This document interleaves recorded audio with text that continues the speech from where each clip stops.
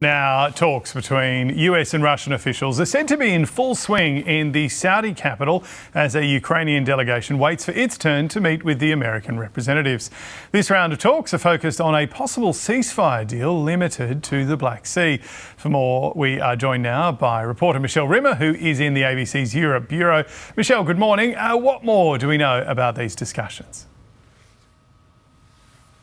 Well, US and Russian representatives have been in these closed-door talks for more than 10 hours now, and so far we're yet to hear anything out of them. It's understood that the Russians arrived with a long list of technical demands, and they're trying to hammer them out, and they're specifically centred around attempting to achieve a maritime ceasefire in the Black Sea, or at least some sort of deal that would protect commercial shipping there. The Russian delegation is led by a former senior diplomat as well as an advisor to the head of the FSB, which is the Russian spy agency.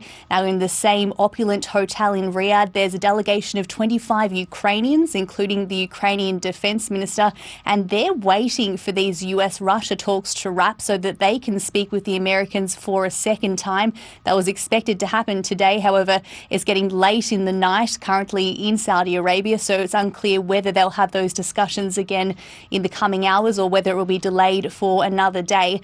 Now, while the Russians and the Ukrainians are in the same hotel, we're not expected to see any crossover between the two delegations.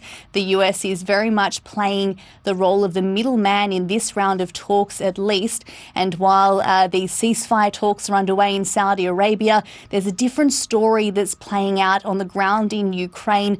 We've had at least 65 people injured in the Ukrainian city of Sumy, where Russian strikes hit a school and a residential apartment complex there.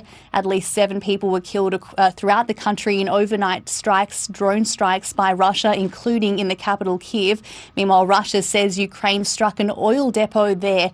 So while the messaging we're getting out of the White House and from US President Donald Trump is that there's progress being made towards a peaceful resolution to this conflict, the hostilities that are happening on the ground right now are painting quite a different picture.